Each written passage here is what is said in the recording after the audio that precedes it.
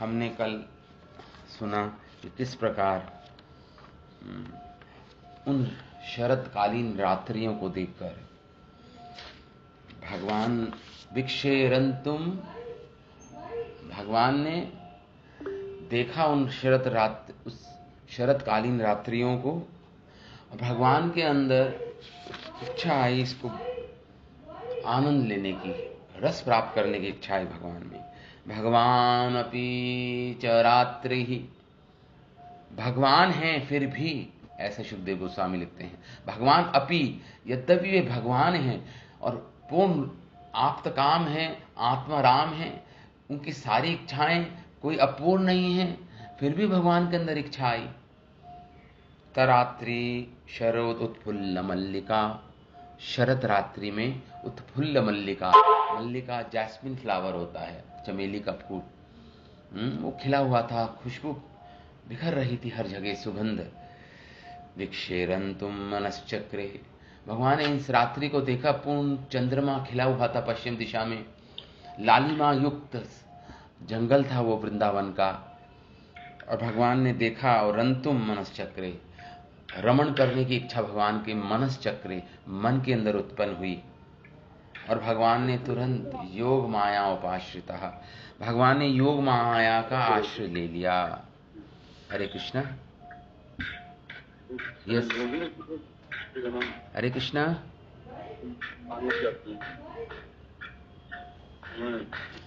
हरे कृष्णा। तो योग माया का आश्रय ले लिया भगवान ने। वो भगवान की आध्यात्मिक शक्ति है योग माया। तो चंद्रमा ऐसे प्रतीत हो रहा था जैसे कोई पति अपनी प्रिया से बहुत दीर्घ काल की विच्छोह के बाद पुनः मिल रहा हो अपनी पत्नी से। ऐसे ही पश्चिम दिशा से वो चंद्रमा जो पति है पश्चिम दिशा का, वह और अपनी पत्नी को सजा रहा है कुमकुम से, तो वैसे ही चंद्रमा प्रतीत हो रहा था। ये सुंदर दृष्टांत देते हैं सुखदेव गोस्वामी। उसके बाद दृष्टा कुमुद अखंड मंडलम रमाणाभम नव कुंकुमा आरुणम वनम च तत्कोमल गोविरंजितम जगौ कलम वाम दृशा मनोहरम। ये दृश्य देखकर जो सब उद्दीपन थे, उद्दीपन मतलब उत्तेजना करने वाले थे, भगवान के हृदय में इच्छा उत्पन्न करने वाले ये सब उद्दीपन थे। कमल खिले हुए थे और चमेली के फूल की का सुगंध आ रही थी, मंद मंद वायु बह रही थी, पूर्ण चंद्रमा, पूर्णिमा की रात थी और हर जगह अपनी आभा से रंजित कर रहा था, लाल आभा से रंजित कर रहा था, लालिमा को बिखेर रहा था चंद्रमा। तो उस समय भगवान ने क्या किया, जगहु, भगवान ने अपनी वंशी पर नाद छेड़ा, वंशी नाद किया भगवान ने। जगहु कलम, भगवान ने अपनी वंशी का नाद छेड़ा, पंचम स्वर में वेणुनाद हुआ भगवान का। वाम दृशा मनोहरम, वाम दृशा, जो सुंदर नयन मुख वाली जो गोपियां थी, उनको आकृष्ट करने के लिए, उनको बुलाने के लिए, वाम दृशा मनोहरम। जब उन्होंने वो भगवान की वंशी की तान जब भगवान ने छेड़ी और जब उनके कानों में प्रविष्ट की, तो मनोहरम, उनके मन को हर लिया उस वंशी की तान ने। भगवान के वंशी नाद ने की ध्वनि ने उनके मन को हर लिया, मनोहरम, उन गोपियों के मन को हर लिया। आगे वर्णन करते हैं। निशम्य गीतम तननंगवर्धनम व्रज स्त्रिया कृष्ण गृहीत मानसा आजग्मु अनोन्यम अलक्षित उद्यमाः सा यत्र कांतो चवलोलकुंडला निशम्य गीतम, जब उन्होंने सुना, निशम्य सुना गोपियों ने उस गीत को, भगवान की वेणु गीत को सुना, संगीत को सुना, तो अनंग मतलब उनके हृदय में प्रेम उत्पन्न हो गया। मतलब कामदेव को अनंग बोलते हैं, उनका कोई अंग नहीं है, भगवान शिव के द्वारा उनके अंग को जला दिया गया था। तो अनंग बोलते हैं कामदेव को। अनंग वर्धनम, वर्धन हुआ प्रेम का। अनंग यहाँ पे जो कामदेव की बात हो रही है, यहाँ पे दिव्य कामदेव की बात हो रही है। यहाँ पे भौतिक कामदेव की बात नहीं हो रही है, यहाँ पे शुद्ध प्रेम की बात हो रही है। यहाँ पे काम वासना की बात नहीं हो रही है। आत्मेंद्रिय प्रीति इच्छा तार बलि काम, कृष्णेंद्रिय प्रीति वांछा प्रेम धरी नाम। चैतन्य महाप्रभु कहते हैं, जब स्वयं भोगने की इच्छा आती है इस भौतिक पदार्थ को, उसे काम वासना बोलते हैं। और जब कृष्ण की इंद्रियों को सुख देने या कृष्ण को प्रसन्न करने की इच्छा उत्पन्न होती है, उसे प्रेम बोलते हैं। तो ये बोला तो है ऐसे सुखदेव गोस्वामी, अनंग वर्धनम, मानो कामदेव ने उनके हृदय में उनकी काम इच्छा को बढ़ा दिया हो, काम इच्छा को बढ़ा दिया हो। लेकिन यहाँ पे काम इच्छा का अर्थ शुद्ध प्रेम है, क्योंकि इनकी सारी चेष्टाएं, इनकी सारी क्रियाएं, इनके सारे मानसिक विचार सब कृष्ण को सुख देने के लिए है, केवल कृष्ण के सुख के लिए है। तत् सुख सुखित्वम, नारद पंचरात्र का एक श्लोक है। भगवान के सुख में ही इनका अपना सुख है, इन गोपियों का। तो तद अनंग वर्धनम, शुद्ध प्रेम उत्पन्न हुआ इनके हृदय में। भगवान की वो जो तान भगवान ने छेड़ी थी सुनकर, व्रज स्त्रिया कृष्ण ग्रहीत मानसा, वो जो व्रज की स्त्रियां थी, ये गोपांगना, ये व्रजांगनाएं, कृष्ण ग्रहीत मानसा, भगवान कृष्ण को अपने हृदय में मानो उन्होंने कैद कर लिया हो। ग्रहीत मानसा, कृष्णमय हो गई उनकी चेतना। कृष्ण ग्रहीत मानसा, उनका मन भगवान कृष्ण, मानो उनके मन को भगवान कृष्ण ने वशीभूत कर लिया हो। कृष्ण ग्रहीत मानसा, उनके मन को भगवान ने ग्रहण कर लिया हो, पूर्ण रूपेण अपहरण कर लिया हो उनका, मानो अपहरण कर लिया उन गोपियों के हृदय को भगवान कृष्ण ने, उनकी वंशीनाद ने। जगमु अन्योनम अलक्षित उद्यमः, और वो भागी, वो मानसा, वो ग्रहित, कृष्ण ग्रहित मानसा, ऐसे जिसमें कृष्ण जिनके मन को चोरी कर चुके हैं, ऐसी जो गोपियां थी वो भागी। अन्योन्यम अलक्षित उद्यमा, आगे बढ़ती गई और अलक्षित होकर छुपकर, दूसरी गोपियां भी इस गोपी को नहीं देख पा रही थी। अलक्षिता, अपने प्रेम को छिपाती हुई, कृष्ण प्रेम जो हृदय में विराज रहा है उसको छिपाती हुई गोपियां कृष्ण की ओर बढ़ चली। कृष्ण जहां पे उनका प्रेमी, उस दिशा में जहां से वो वंशी नाद आ रही, जहां पे उनका प्रेमी खड़ा है, उस नाद को सुनकर उद्यमा स यत्र कांता, उनका सखा, उनका कांता जहां खड़ा है, यत्र, उस दिशा की ओर चल पड़ी ये गोपियां, वो वंशी नाद सुनकर। लोल कुंडला, और उनके जो कानों में कुंडल थे वो झूल रहे थे। इतनी उद्यमा, इतनी तीव्र गति से चल रही थी भगवान की ओर, उनके वंशीनाथ को सुनकर कि उनके कुंडल हिल रहे थे। इस प्रकार सुखदेव गोस्वामी वर्णन करते हैं। भगवान कृष्ण का जब उन्होंने वो संगीत, वो वंशी सुनी, तो उनकी काम उत्तेजना को जिसने बढ़ा दिया, मतलब शुद्ध प्रेम को बढ़ा दिया, वो और उसके द्वारा भगवान ने उनके मन को, कृष्ण ग्रहित मानसम, उनके मन को पूर्ण रूपेण वशीभूत कर लिया भगवान ने। वो अपने और जहां उनका प्रीतम उनकी प्रतीक्षा कर रहा था, सखा, यत्र कांत, और वहां पे वह किसी के द्वारा अलक्षित हुई, किसी के द्वारा नहीं देखी जा रही थी, छुपके छुपके वह आगे बढ़ी। और जब आगे बढ़ रही थी तो उनकी जो बालियां थी वह हिल डुल रही थी, उनकी बालियां। तो गोपियां छिपकर गई ताकि कोई प्रतिद्वंदी ये जान ना पाए कि कृष्ण प्रेमालाप के प्रति वे उन्मुख है। दूसरी गोपियां भी नहीं समझ पा रही थी एक दूसरे को, वो एक दूसरे से छुपके जा रही थी सब कृष्ण की ओर। तो मानो भगवान ने वंशी बजाकर एक बहुत बड़ी चोरी की हो उनके हृदय की।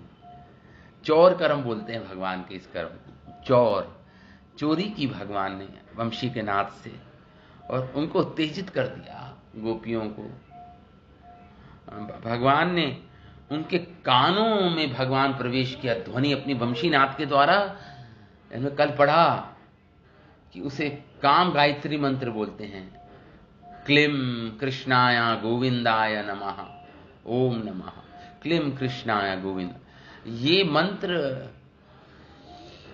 वेणुनाथ के द्वारा भगवान ने इसको उनकी, जब उन्होंने सुना गोपियों ने, तो उनकी गंभीरता, तो इस मंत्र ने चोरी कर लिया उनके मन को। उनके मन को चोरी करने का अर्थ है उनकी गंभीरता को चोरी कर लिया, उनकी लज्जा को, उनके भय को, उनकी विवेक बुद्धि को, और पूर्ण रूपेण पूरे मन को ही भगवान ने चुरा लिया। और मानो भगवान ने उसी क्षण, इस वंशी की नाद ने इन सब चीजों को चुराकर, उनकी लज्जा, भय, विवेक, मन तक को चुराकर भगवान को दे दिया। वो मानो उस वंशीनाद ने भगवान को लुटा दी, वो निधि जो उसने इस वंशीनाद ने चोरी की थी, गोपियों के हृदय को जो चोरी की, भगवान को लुटा दी। और ये गोपियां सोच रही थी, अरे उस महान चोर को पकड़ना है, इसलिए भागी, उस चोर को पकड़ने के लिए भागी जिन्होंने उनके मन की लज्जा, भय, विवेक तथा मन को जो चोरी किया। उस चोर को पकड़ने के लिए गोपियां भागी हैं भगवान की ओर, तेजी से बढ़ रही हैं भगवान की ओर, अपने मन को वापस लेने के लिए, अपनी लज्जा, अपने भय को वापस लेने के लिए। इस प्रकार वर्णन करते हैं, दुहंताभिययौ काश्चित् दोहं हित्वा समुत्सकः पयो आश्रित्य संयावम् अनुदास्य अपराययोः। और गोपियां क्या कर रही थी जब ये वंशीनाद उनके कानों में पड़ी? कोई गोपी तो गाय को धो रही थी, दुहत्या, अपने गाय को धो रही थी अपने गौओं को। कोई गोपी दोहम हित्वा काशित, और कोई क्या कर रही थी? कोई गोपी भगवान से उसने अपने दूध को चूल्हे पर चढ़ा रखा था। पयो आश्रित्य, पयो मतलब दूध को चूल्हे पर चढ़ा रखा था उबलने के लिए किसी गोपी ने। और कोई गोपी रोटियां सेक रही थी, सैयावम मतलब आटे की बनी रोटियां बना रही थी, अथवा हलवा बना रही थी अपने पतियों के लिए, बच्चों के लिए, अपने परिवार के लिए। और उन्हें जब भगवान ने इसकी वंशीनाद सुनी इन गोपियों ने, तो जो धो रही थी, दूध धो रही थी, वह छोड़ के भागी भगवान की ओर। जो उसने धोना बंद कर दिया, भगवान कृष्ण से मिलने दौड़ रही है। अब जिसने चूल्हे पर उबलने के लिए दूध को रखा था, वह उस दूध को चूल्हे पर ही छोड़ के भागी कृष्ण की ओर दौड़ पड़ी। और जो रोटियां बना रही थी चूल्हे पर, वह रोटी को और चूल्हे पर ही छोड़कर भागी कृष्ण की ओर चली, दौड़ दौड़ चली कृष्ण की ओर। इन गोपियों की इतनी उत्सुक थी अपनी प्रियतम से मिलने के लिए।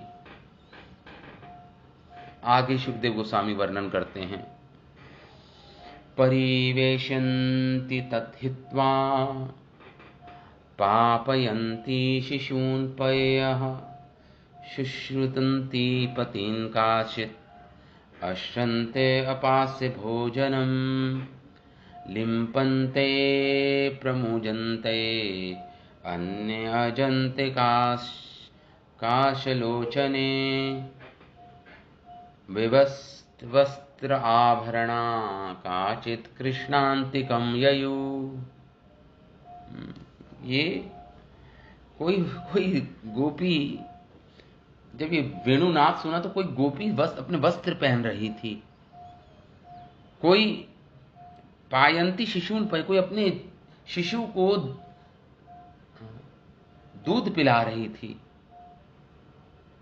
और कोई शुश्रंती पतिन, कोई अपने पतियों की सेवा में संलग्न थी, कोई गोपी अपने पति की सेवा में। काश्चित, तो जब भगवान का ये सुना, जब सुना वो जो गोपियां अश्रंते कुछ, तो वह अपने अपने कार्य को छोड़ दिया उन्होंने, और कृष्ण अंतिकः ययु, कृष्ण के पास चली गई। कुछ गोपियां तो क्या कर रही थी, काश्चित शंत्योपा भोजनम, भोजन कर रही थी, कुछ प्रसाद पा रही थी कुछ गोपी। कुछ क्या कर रही थी, लिम्पंती प्रमजन्यंत, अपने शरीर पे इत्र अंगराज लगा रही थी। और कुछ गोपी अंजन्या कांश लोचने, अपनी आंखों में काजल लगा रही थी कोई गोपी। किंतु जब उन्होंने भगवान की वो वंशीनाथ सुना, वो तान सुनी, तो वस्त्र आभरणा, जो गोपियां वस्त्र पहन रही थी उसने उल्टे सीधे वस्त्र पहनने आरंभ कर दिए, उल्टे सीधे वस्त्र पहनने आरंभ कर दिए। और जो आभूषण थे, नाक का आभूषण पैरों पे पहन रही है, हाथ के कंगन पैरों में पहन रही है, पैन की नथुने की पाजेब हाथों में पहन रही है। इस प्रकार अव्यस्त उसकी चेतना इतनी कृष्ण भावना भावित हो गई कि भान ही नहीं रहा। अस्त व्यस्त, यहां पे लिख रहे हैं व्यस्त, तब वस्त्र आभरणा, वस्त्र और आभरणों को उल्टा सीधा पहन लिया। अस्त व्यस्त थे उनके गहने, उनके वस्त्र सारे अस्त व्यस्त हो गए। काशित कृष्ण अंतिका यहु, वे कृष्ण के पास दौड़ी, कृष्ण अंतिका यहु, कृष्ण के पास दौड़ी ये गोपिकाएं, ये ब्रजांगनाएं, ये ब्रजबालाएं, महान प्रेम को धारण करने वाली हैं ये। तावार्यमाण पति भी पित्र भी भात्र बंधु भी गोविंद अपहृत आत्मना नैवर्तन्त मोहिता। अब इनके पतियों ने रोका इनको, इनके भाई बंधुओं ने रोका। ताहा वार्यमाण, रोके जाने पर, पति भी पतियों के द्वारा, पितृ भी पिताओं के द्वारा, ससुर के द्वारा, भात्र भाई के द्वारा, बंधु भी बंधुओं के द्वारा, संबंधियों के द्वारा, लेकिन रुक नहीं पाई। वो रोकना चाहा उन लोगों ने, लेकिन रोकी नहीं जा सकी गोपियां। क्यों? गोविंद अपहृतमान आत्मनो, गोविंद ने इनकी हृदय को अपहरण क्यों कर लिया था, अपहरण कर लिया था, भगवान ने किडनैप कर लिया था इनके मन को। गोविंद अपहृत आत्मनो, इनके मन को गोविंद ने अपहरण कर लिया था। इसके मन को भगवान ने अपहरण कर लिया हो, भला वो कैसे रुकती। ना निवर्तन्त मोहिता, और इतनी मोहित हो गई भगवान की वंशीनाथ को सुनकर, बांसुरी की ध्वनि को सुनकर, कि न निवर्तनता, इन्होंने लौटने से मना कर दिया। अपने पतियों को, भाइयों को, अपने ससुरों को, इन सबको, संबंधियों को लौटने से मना कर दिया। अब हम नहीं आएंगी, हम जा रही हैं। ना निवर्तनत मोहिता, क्यों? क्योंकि कृष्ण की वंशी से मोहित हो गई थी। कृष्ण अपहृत मानसा, गोविंद अपहृत मानसा, गोविंद भगवान ने इनके मन को अपहरण कर लिया था। तो कुछ जो तरुणी, जो गोपिकाएं थी, कुछ तो विवाहिता थी, कुछ अविवाहिता थी। उन दोनों को ही उनके माता पिता, भाइयों ने, संबंधियों ने रोकना चाहा, लेकिन तरुणियों के मृत शरीर को भी रात्रि में,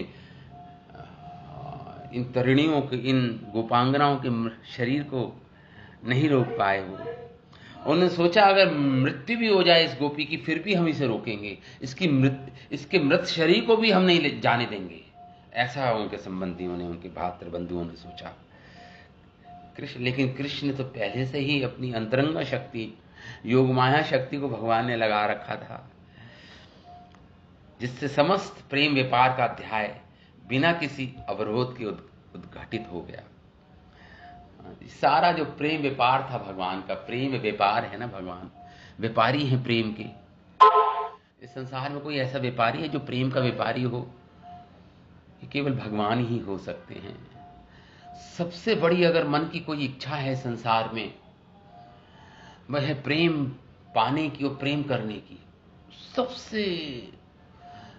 सबसे सर्वोच्च कृष्ट इच्छा है किसी के सबकॉन्शियस माइंड में या कॉन्शियस माइंड में, अचेतन मन में या चेतन मन में, अगर एक इच्छा सबसे तीव्र है सारे जीवों की, इवन पशुओं की भी, वो है प्रेम को प्राप्त करना और प्रेम को देना और प्रेम को लेना।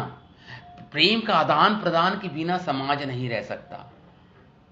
ये संसार शिथिल हो जाएगा, नष्ट हो जाएगा, अगर प्रेम का आदान प्रदान की इच्छा ना हो जीव में।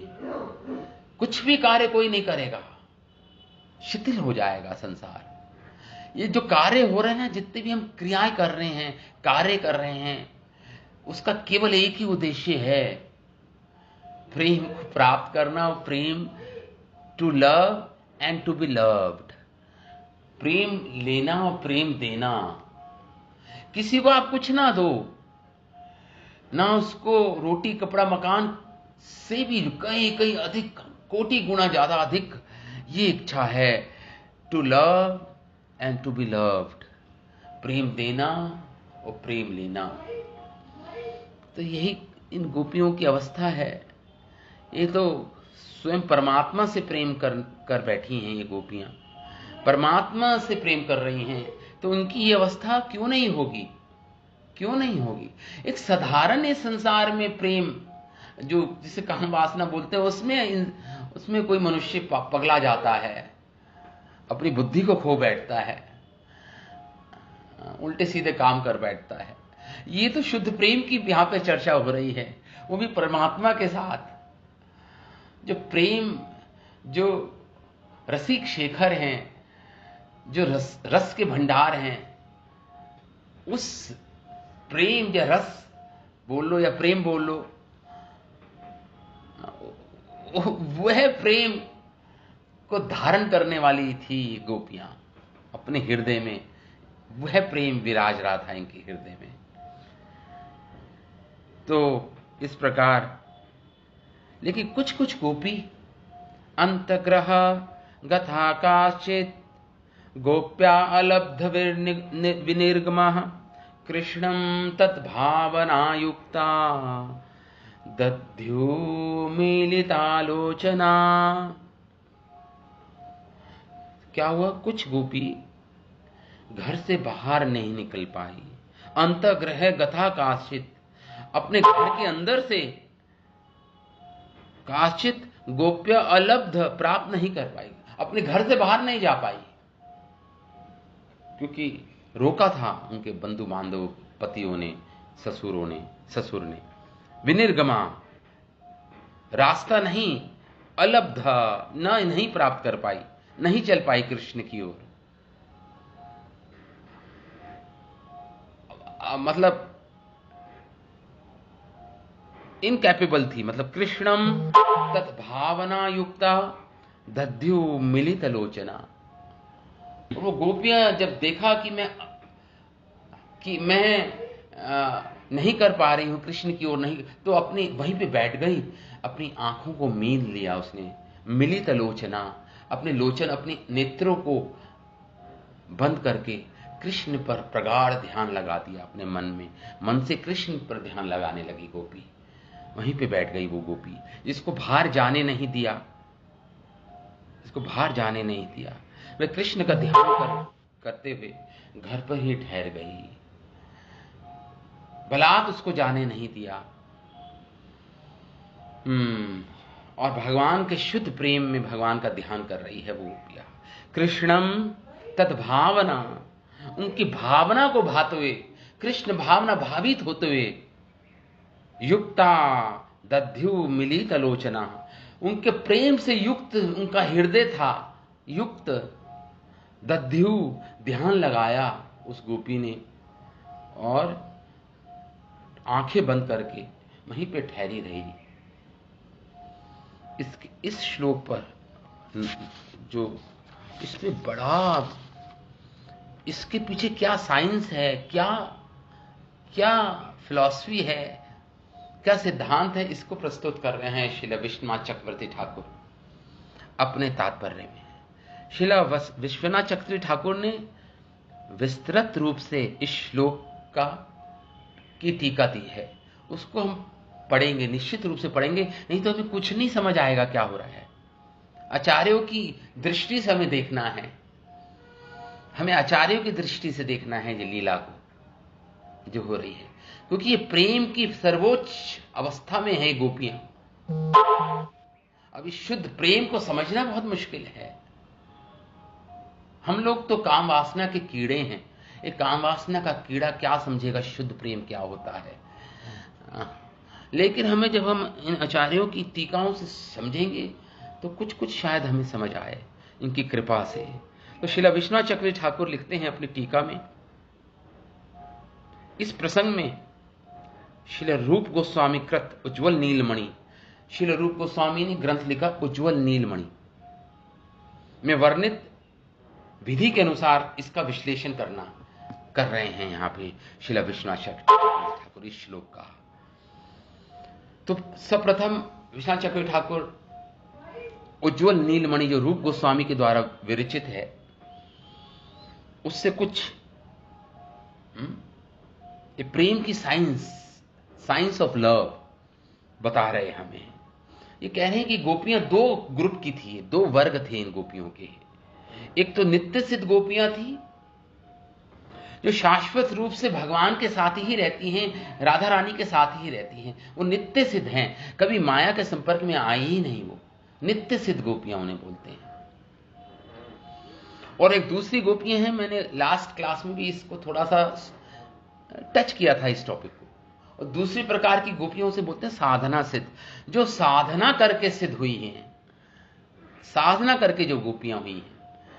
एक तो है नित्य सिद्ध जो शुरू से ही नित्य ही गोपियां हैं, एक है साधना सिद्ध जो साधना करके गोपियां बनी हैं। अब ये साधना सिद्ध गोपियां भी दो प्रकार की हैं, एक तो नित्य सिद्ध गोपियां, एक साधना सिद्ध गोपियां। ये साधना सिद्ध गोपियां भी दो प्रकार की हैं, जो साधना से सिद्ध बनी हैं, जिनको सिद्धि प्राप्त हुई है। एक तो विशिष्ट तथा दूसरी है अविशिष्ट। विशिष्ट प्रकार, विशेष प्रकार की गोपी। ये साधना सिद्ध गोपी में दो वर्ग हो गए, दो ग्रुप्स हो गए, दो में डिवीजन हो गई। जो विशिष्ट, जो विशेष प्रकार की गोपियां हैं, जो साधना सिद्ध गोपियां हैं, इनमें से एक है श्रुतिचारी गोपी, एक है ऋषिचारी गोपी। है साधना सिद्ध गोपी, ये दो प्रकार की हैं, श्रुतिचारी गोपी और ऋषिचारी गोपी। ध्यान से सुनिए, श्रुतिचारी गोपी कौन है? ये साक्षात वेदों से आने वाली जो ऋचाएं हैं, वेदों की ऋचाएं, वेदों की जो ऋचाएं हैं, वेदों में जो श्लोक हैं, उनका मूर्तिमान स्वरूप है ये श्रुतिचारी गोपी। वेदों की ऋचाएं का प्रतिमान संसार ये श्रुतिचारी गोपी। और दूसरी गोपियां हैं ऋषिचारी गोपी। ये ऋषिचारी गोपी के बारे में मैंने लास्ट क्लास में बताया था, जिन्होंने भगवान रामचंद्र का दंडकारण्य में दर्शन किया था। तो साधना सिद्ध गोपियां दो प्रकार की हैं। श्रुतिचारी गोपी जो वेदों की ऋचाएं हैं, वेदों के श्लोक हैं, एक तो वो गोपियां जो मूर्तिमान स्वरूप में प्रकट हुई, गोपियों के रूप में प्रकट हुई, और दूसरी गोपियां हैं ऋषिचारी गोपी, जो ऋषि थी। दंडकारण्य जंगल में जब भगवान रामचंद्र के जिन्होंने दर्शन किए थे। पद्म पुराण में इस प्रकार आता है, ऐसा माना जाता है कि गोपियां साक्षात वैदिक साहित्य हैं। वैदिक साहित्य ही साक्षात गोपियों के रूप में प्रकट हुए हैं। वैदिक साहित्य, कुछ पुनः जन्मी ऋषि हैं ये कुछ गोपियां, कुछ ग्वालों की पुत्रियां हैं, और कुछ देवताओं की कन्याएं हैं। 4 वर्ग बता दिए। किसने, कौन से पद्म पुराण में लिखा है कि 4 प्रकार की गोपियां। कुछ तो वैदिक साहित्य है कि कुछ ऋषियों से जन्मी हैं, कुछ ग्वालों की पुत्रियां हैं, और कुछ देवताओं की कन्याएं हैं ये गोपियां। किंतु हे राजन, उनमें से कोई एक किसी भी प्रकार के सामान्य मनुष्य नहीं है। कोई सामान्य मनुष्य नहीं है जिसे गोपियां आप सामान्य मनुष्य समझ रहे हैं, नहीं। यहां पे बतलाया गया कि यद्यपि गोपियां मानवी गोप कन्याएं प्रतीत होती हैं, किंतु वास्तव में वह थी नहीं, मानवी नहीं थी। इस प्रकार और आगे वर्णन कर रहे हैं श्रील विश्वनाथ चक्रवर्ती ठाकुर अपनी टीका में। यहां पर जिन ग्वाल पुत्रियों को गोप कन्याएं कहा गया है, वे अवश्य में नित्य सिद्ध अथवा शाश्वत रूप से भगवान की परिपूर्ण भक्त हैं, क्योंकि उन्होंने कभी कोई साधना नहीं की। नित्य सिद्ध है, साधना करने की आवश्यकता नहीं है। वो गोप कन्याएं हैं, ग्वालों के यहां उन्होंने पुत्रियों के रूप में जन्म लिया है। बचपन से ही कृष्ण प्रेम को धारण कर रखा है अपने हृदय में। ये इनको साधना करने की आवश्यकता नहीं है। जैसे हम साधना भक्ति करते हैं, मंगल आरती, 16 माला, 4 नियमों का पालन, हम तो साधक भक्त हैं ना। कृष्ण प्रेम को उत्पन्न करने का प्रयास कर रहे हैं, कृष्ण प्रेम की प्राप्ति का प्रयास कर रहे हैं। लेकिन ये गोपियां साधना वाली नहीं थी, ये तो नित्य थी, नित्य सिद्ध गोपियां थी। उनके द्वारा कात्यायनी देवी की जो पूजा हुई थी, भागवत में आता है, हमने पहले पढ़ा था, कार्तिक मास में कात्यायनी की पूजा की कृष्ण को पति के रूप में प्राप्त करने के लिए। ये सारी नित्य सिद्ध गोपियां हैं। अब नित्य सिद्ध गोपियों के बारे में ब्रह्म संहिता, एक बहुत ही सुंदर ग्रंथ है ब्रह्म संहिता, उसमें लिखे आनंद चिन्मय रस प्रतिभाविताभिस। इससे यह सिद्ध होता है कि भगवान की हलादनी शक्ति है। आह्लादनी शक्ति, आह्लादनी मतलब जो भगवान को आनंद दे, भगवान को आह्लाद करे, आनंद दे, उसको बोलते हैं आह्लादनी शक्ति। आह्लादनी शक्ति, ये गोपियां आह्लादनी शक्ति हैं भगवान की आह्लादनी शक्ति हैं गोपियां। उनकी पूर्णता की पुष्टि इससे होती है कि गोपियां अपने प्रेमी भगवान के साथ साथ नित्य हैं, जिसका उल्लेख 18 अक्षर वाले मंत्र, 10 अक्षर वाले मंत्र तथा अन्य मंत्रों में हुआ है। इनका उल्लेख हुआ है इन गोपियों का वैदिक शास्त्रों में, साहित्य में। इन मंत्रों की पूजा तथा इन्हें प्रस्तुत करने वाली श्रुतियां अनंत काल से विद्यमान हैं। अनंत, कभी ऐसा नहीं हुआ जैसे भगवान अनंत हैं, ऐसी भगवान की वैदिक साहित्य भी अनंत है। ऐसा नहीं एक समय ये वैदिक साहित्य प्रकट हुआ। भगवान नित्य है, ये वैदिक साहित्य भी नित्य है, और इनमें इन गोपियों की चर्चा की गई है इन वैदिक साहित्य में। ये देव कन्याएं, ये उज्जवल नीलमणि में इस प्रकार लिखा हुआ है। अच्छा, अब जो दूसरी प्रकार की साधना सिद्ध गोपियां हैं, एक है जिसे मैंने बताया था श्रुतिचारी गोपी, उनके बारे में बता रहे हैं।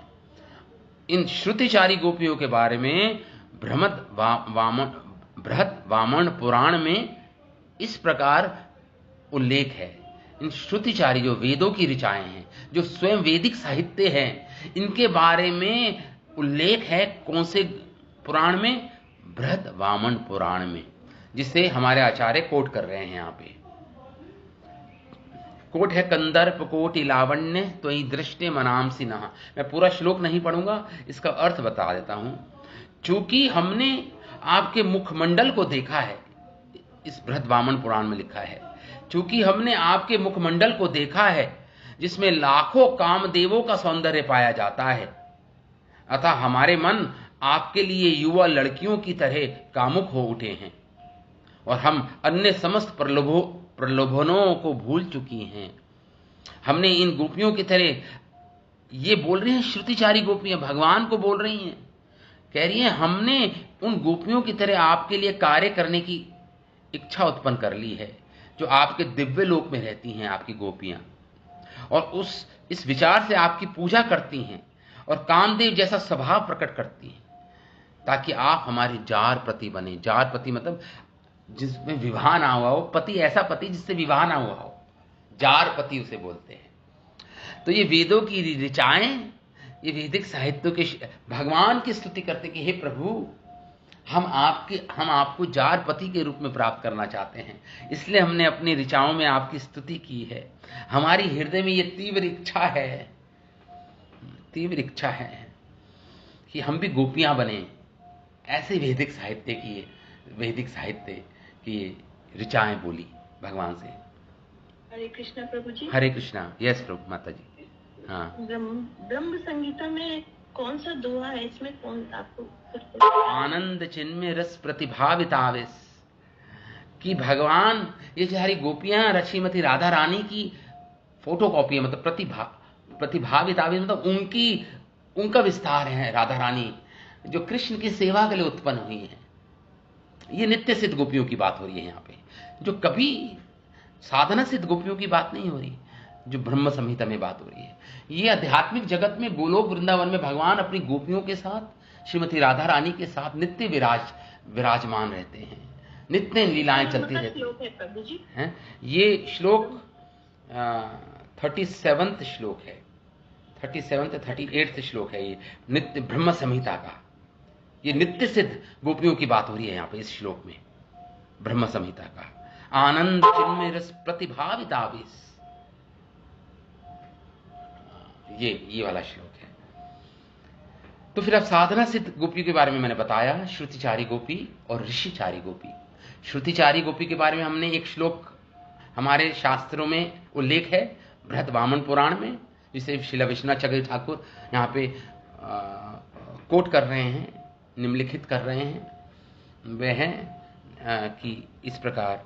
अब ऋषिचारी गोपियों के बारे में आते हैं। इनके बारे में कहाँ लिखा हुआ है?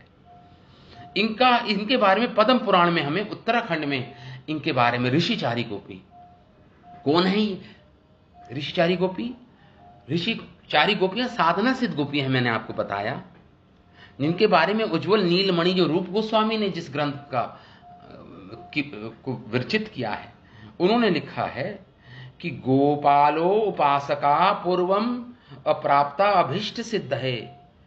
पूर्व जन्म में वे दंडकारण्य में निवास करने वाले महर्षि के रूप में थी। ये गोपियां पूर्व जन्म में महर्षियों के रूप में दंडकारण्य जंगलों में रहती थी। ये गोपियां तप करती थी, ये ऋषियों के रूप में। हमें पद्म पुराण में मिलता है, दृष्टा रामम हरिम तत्र भोक्तुम इच्छन्न सुविग्रहम। पूरा श्लोक नहीं पढ़ूंगा। इस श्लोक में कहा गया है कि भगवान रामचंद्र को देखकर दंडकारण्य के ऋषियों की इच्छा भगवान कृष्ण के साथ भोग करने के लिए हुई। दूसरे शब्दों में, भगवान राम के सौंदर्य से उन्हें भगवान श्री हरि या गोपाल की स्मृति हो आई, जो उनकी पूजा के व्यक्तिगत आराध्य पात्र थे।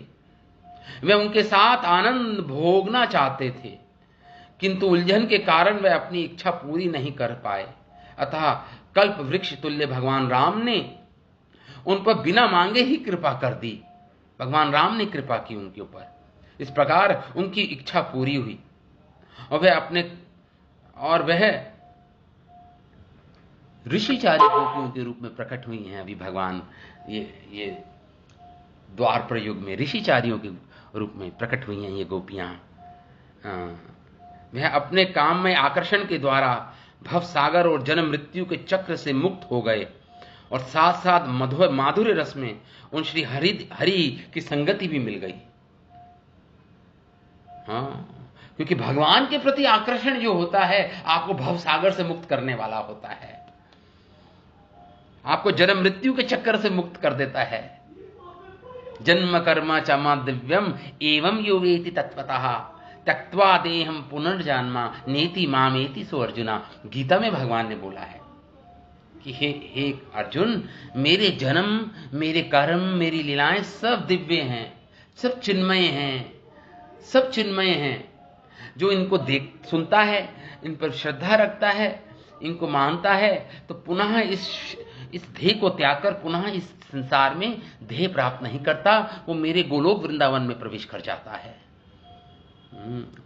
तो ये भगवान की विशुद्ध लीलाएं हैं। ये इनमें 3 गुणों का रंच मात्र भी मिलावट नहीं है, 3 गुणों से नहीं बनाए ये लीलाएं भगवान की। 3 गुणों का कोई रोल नहीं है इसमें, कोई उनका भाग नहीं है इसमें।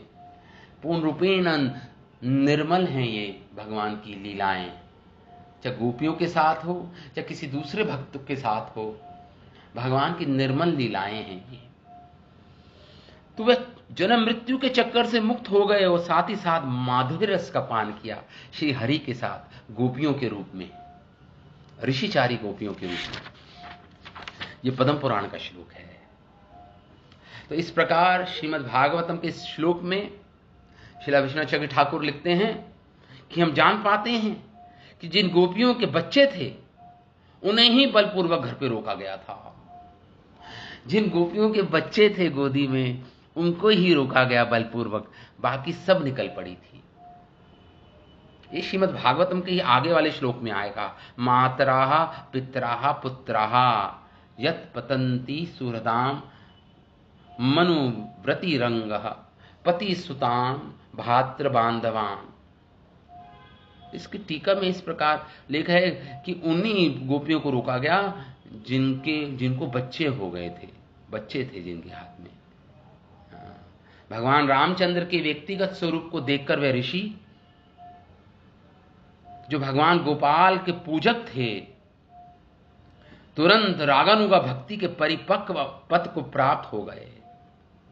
इस प्रकार वे स्वतः दृढ़ विश्वास, आकर्षण तथा आसक्ति की अवस्थाओं को प्राप्त हुए। ये सब प्रेम की अवस्थाएं हैं, पहले तो श्रद्धा, फिर आकर्षण, फिर आसक्ति, किंतु तो भी वे अपने आप को समस्त भौतिक कल्मश से पूर्ण रूपेण मुक्त नहीं कर पाए थे।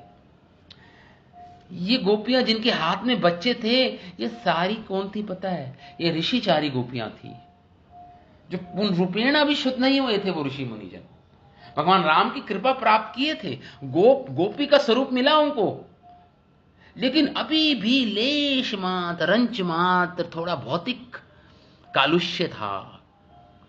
रंच मात्र थोड़ा उसमें क्या थी, शुद्ध प्रेम से थोड़ा सा नीचे थे।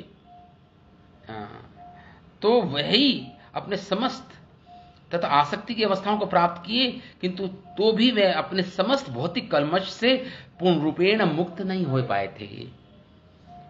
इसलिए योग माया देवी ने उनके लिए व्यवस्था की कि गोपियों की कोख में जन्म लेकर गोप कन्याएं बने। इन नवीन गोपियों में कुछ ने नित्य सिद्ध गोपियों की संगति की, लेकिन साधना सिद्ध गोपियों ने किसकी संगति की? नित्य सिद्ध गोपियों की संगति की। और युवा अवस्था में कदम रखते ही भगवान कृष्ण के लिए आकर्षण उत्पन्न कर लिया, राग उत्पन्न कर लिया।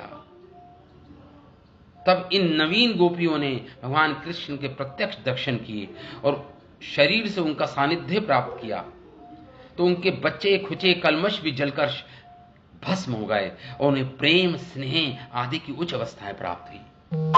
लेकिन अभी भी ऋषिचारी गोपियों में कुछ कुछ कालुष्य था, लेकिन इस जन्म में गोप कन्याओं के रूप में जन्म लेकर उन शुद्ध नित्य सिद्ध गोपियों का संग लेकर कृष्ण भगवान का सानिध्य प्राप्त करके उनके बचे कुचे जो कल्मश थे वह भी जलकर भस्म हो गए और वो शुद्ध उच्चतम अवस्था में पहुंच गई।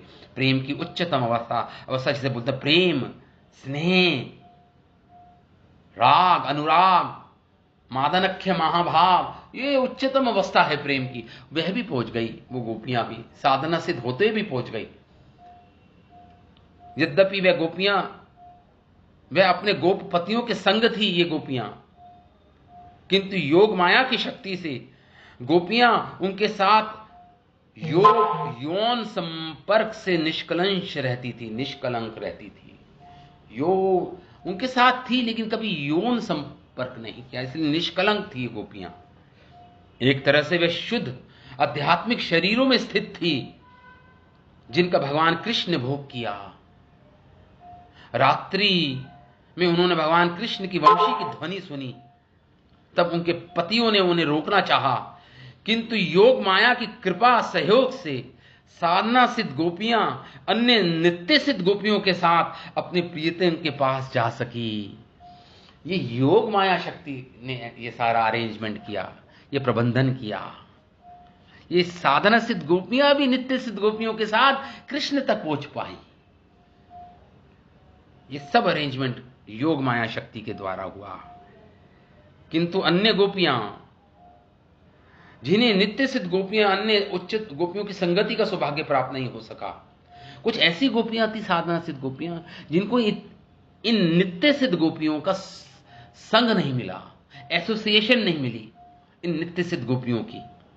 तो उनके बारे में बता रहे विश्वनाथ ठाकुर। तो वह प्रेम अवस्था तक नहीं पहुंच पाई, शुद्ध प्रेम अवस्था तक नहीं पहुंच पाई वो कुछ गोपियां, जिससे उनका कल्मश पूर्ण रूपेण जलकर क्षार नहीं हो पाया। पूर्ण रूपेण जल नहीं, उनका कल्मश जो अभी था वो पूर्ण रूपेण जल नहीं पाया कुछ गोपियों का। क्योंकि देखिए भगवान परमात्मा का संग करना है तो कल्मश तो रंच मात्र भी नहीं होना चाहिए हृदय में, रंच मात्र भी नहीं होना चाहिए। तो इन गोपियों का जिनको संग नहीं मिला नित्य सिद्ध गोपियों का, उनका कल्मश अभी भस्म नहीं हो पाया प्रेम की अग्नि में।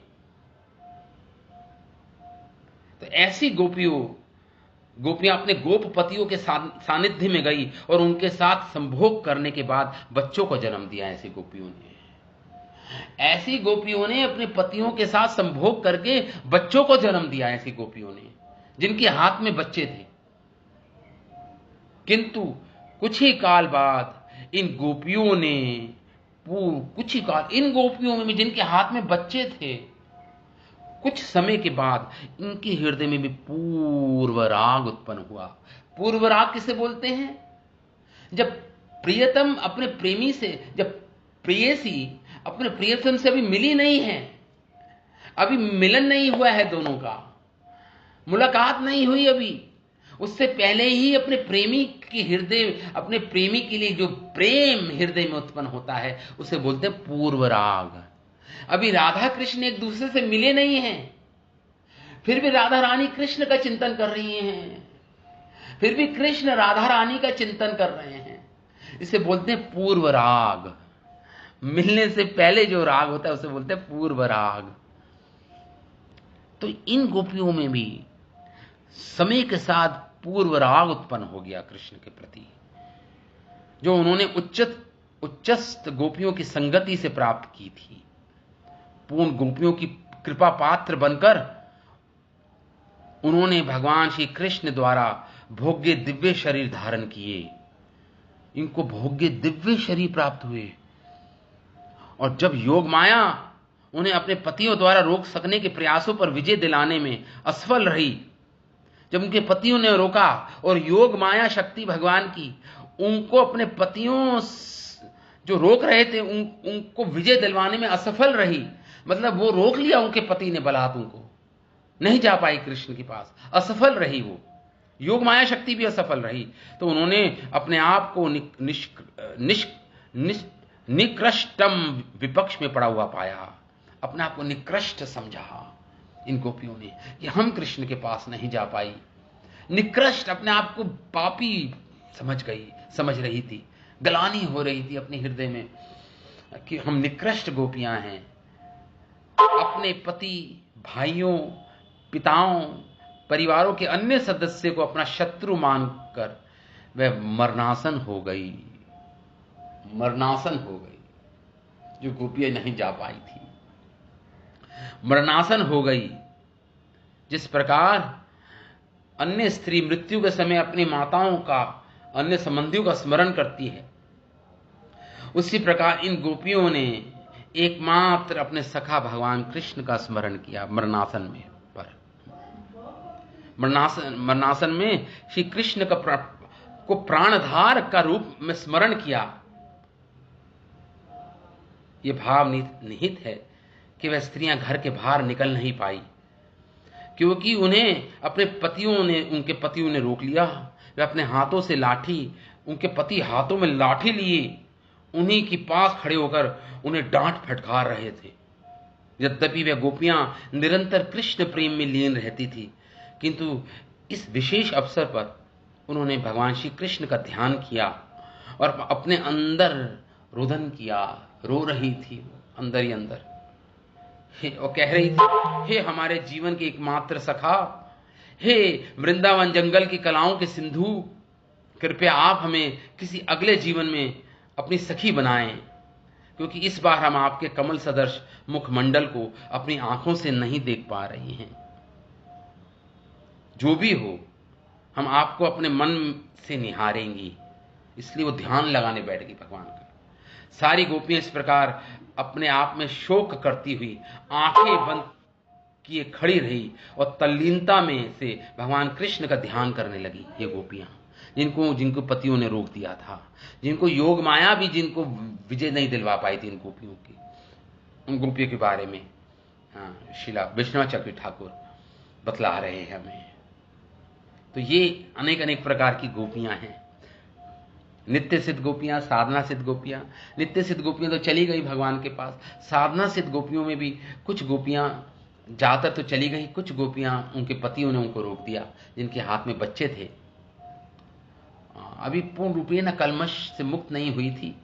उनको नित्य संग, नित्य सिद्ध गोपियों का सानिध्य नहीं प्राप्त हुआ था, इसलिए थोड़ा कलमश रह गया था। इसलिए उनके बच्चे हुए थे, अपने पतियों के साथ संभोग करके उनको रोक दिया गया। लेकिन कुछ समय बाद वो गोपियां भी, पूर्व राग उत्पन्न हुआ उनके हृदय में भी, वह भी प्रगाढ़ चिंतन करने लगी कृष्ण का, और खड़े खड़े अपनी आंखें मूंद कर कृष्ण को अपने प्राणाधार के रूप में कृष्ण का ध्यान करने लगी। आगे सुखदेव गोस्वामी वर्णन करते हैं। धूसह प्रेष्ट विरह। अच्छा, समय हो गया, समय हो गया तो ठीक है, फिर आज इतना ही। मैं धीरे धीरे चल रहा हूं ताकि हमें समझ आए कि वहां पे हो क्या रहा है। ये बहुत ही, मैंने बताया, बहुत ही गोपनीय विषय है श्रीमद् भागवतम का। इसलिए ये 5 अध्यायों को श्रीमद् भागवतम का 5 पुराण बताए गए हैं, तो हम सुन सकते हैं। हाँ, हरे कृष्णा माता जी, हरे कृष्णा। प्रभु जी, कभी थोड़ा समय होगा तो मेरे को 64 कलाओं वाला भी थोड़ा सा समझना है। अच्छा, भगवान की 64 कलाएं। अच्छा, भगवान की वैसे तो देखो 16 कलाएं निपुण बोलते हैं, 64 भगवान के भक्ति के अंग होते हैं। भगवान के 64 गुण हैं, वो सारे भक्ति रस अमृता सिंधु में 64 गुण बहुत ही डिटेल में एक्सप्लेन किए हैं रूप गोस्वामी ने। भगवान के पास जो 64 कलाएं हैं उसको बहुत ही विस्तृत रूप से श्री रूप गोस्वामी ने अपने ग्रंथ भक्ति रस अमृता सिंधु में वर्णन किया है। वो एक अपने आप में एक बहुत बड़ा विषय है एक्चुअली। एक एक कलाओं का, एक एक गुणों का भगवान का विस्तार करेंगे तो उसमें कम से कम 1-2 महीने लग जाएंगे। तो हाँ, बस मेरे को ये समझना कि 64 कलाओं के विषय में थोड़ा सा ज्ञान लेना था कि ये चीजें, मतलब प्रभु कृष्ण के अंदर चीजें जो थी वो, हाँ, बस एक बार ऐसे नाम से ही थोड़ा सा जानना चाहती हूँ, कभी मौका लगे तो। ठीक है, निश्चित रूप से मैं बताऊंगा आपको इनके बारे में। ठीक है, बहुत ही संक्षिप्त रूप में बता पाऊंगा, लेकिन बताऊंगा आपको। इस अध्याय के अंत में बता दूंगा मैं आपको, ठीक है। ये अध्याय, थोड़ा सा अध्याय है, इसको खत्म करके हम भगवान के 64 जो गुण हैं या कलाएं हैं उसके बारे में थोड़ा सा संक्षिप्त में मैं विवरण कर दूंगा। हमारे हरे आचार्य, कृष्ण। ठीक है, बहुत बहुत धन्यवाद प्रभु। ठीक है, ठीक हरे है, कृष्ण। ठीक है, हरे कृष्ण। तो ठीक है, विराम देते हैं आज कथा को। श्रीमद् भागवतम महापुराण की जय, श्रील वेद व्यास मुनि की जय, श्रील सुखदेव गोस्वामी महाराज की जय, श्रील प्रभुपाद की जय, अनंत कोटि वैष्णव वृंद की जय। निताय गौर प्रेमानंद। हरि हरि हरि।